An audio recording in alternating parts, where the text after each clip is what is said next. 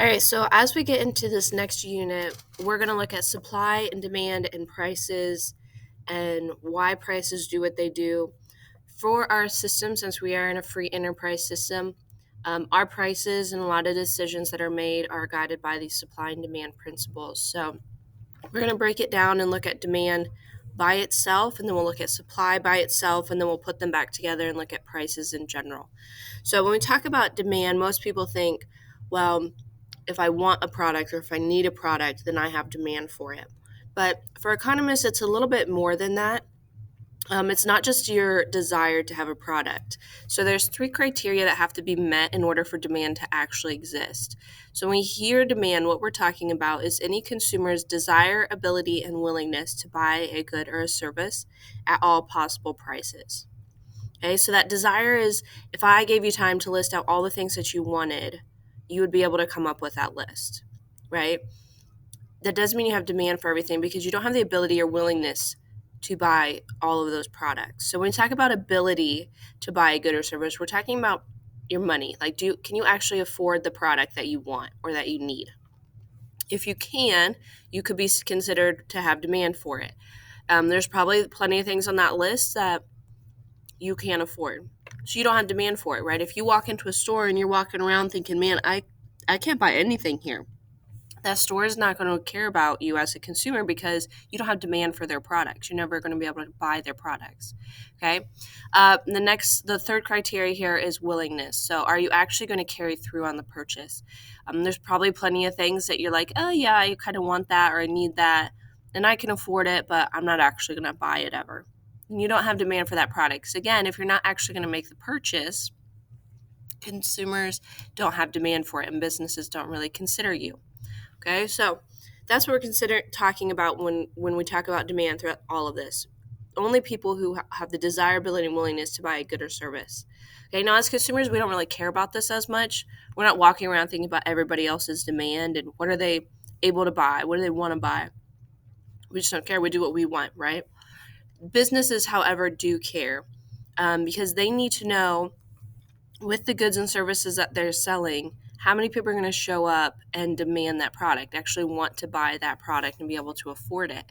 That's how they determine how much to supply, how much to stock their shelves with, how much inventory to allow to be bought online. Like, they're the ones tracking this information. So they're not going to include people who don't buy their product because then that would give them the wrong information.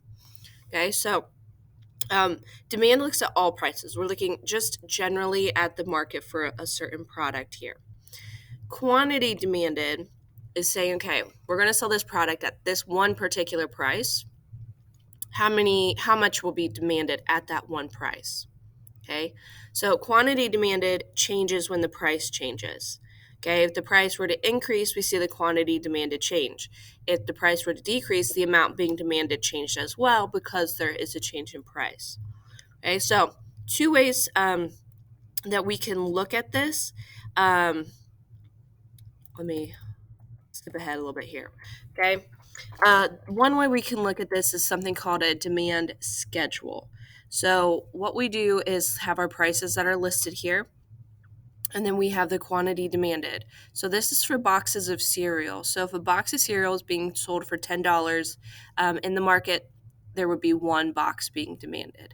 Okay, somebody is willing and able to buy a box of cereal at $10. At $8, 3 boxes, $6, 6 boxes, $4, 10 boxes, and $2, 20 boxes.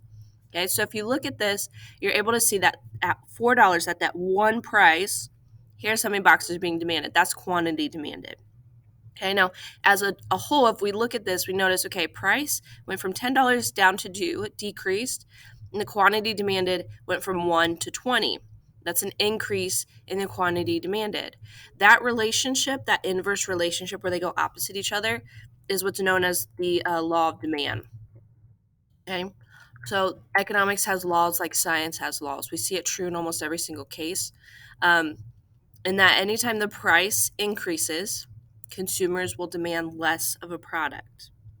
And anytime the price decreases, we tend to see the quantity demanded increase. Okay, so they move opposite each other. And there's a few reasons for this. It really just depends on the product or the market situation. Are we in a perfect competition, a oligopoly, a monopoly? It might help determine why we're seeing that relationship here. So, three reasons for the law of demand. One is called the income effect. So, this looks at your purchasing power. So, all of us have a set amount of money we have available to spend. Okay. Your purchasing power is how much you can get with the money that you have. So, if prices are lower, you have more purchasing power because you can buy more with the limited money that you have. When prices are higher, you have less purchasing power. You can't buy as much because you're having to pay more per unit. Okay, so income effect looks at this and says the reason why consumers demand less at higher prices is because because you have less purchasing power. Right? You can't buy larger quantities at higher prices with a set amount of money. Okay. The second reason why we see this law of demand happening the way it does is something called the substitution effect. So this looks at the number of other options consumers would have. So as the price increases, consumers will switch to substitute or to cheaper options. Okay, because as consumers, our goal is to get what we want without spending the least amount of money possible. Right. So it's not necessarily saying you're buying all the cheapest products ever, but you're going to buy something that is slightly cheaper to save a couple bucks or something. Okay. If you're buying a product that's in a monopoly, then you're not going to have any substitutes. So, for example, gas, right? If gas prices skyrocket, you're not going to be able to, like, oh, I'll just put diesel in my car or I'll just switch to something else because your car won't run right. You don't have a substitute for that product. Okay, so substitution effect doesn't apply to monopoly type products, but it would apply to others. The third explanation for why consumers react the way they do is something called the law of diminishing marginal utility. So you can look at the name to keep in mind what this is talking about. So diminishing means decreasing, right? Shrinking. Marginal in economics means additional. And utility is not referring to water and trash and sewage and that kind of thing. Utility in economics talks about satisfaction. Okay, so what this law is telling us is that as consumers consume more, or um, as they consume more of a product, they get less satisfaction from it. Okay, so that's why at higher prices we don't buy as high quantities, is because we're not getting as much satisfaction from it. Okay, so if you think about something like pizza, right? If you're really hungry, you eat that first slice, it tastes really good, you're ready for more. You eat that second slice, still tastes good, still hungry. Third, fourth, fifth, whatever slice, you get less enjoyment from it. You're not wanting more as much as you did when you had that first slice. Okay, that's the idea behind the law of diminishing marginal utility. All right, so go ahead and go to the next video. We'll talk about how to graph this and then some of the changes that can happen.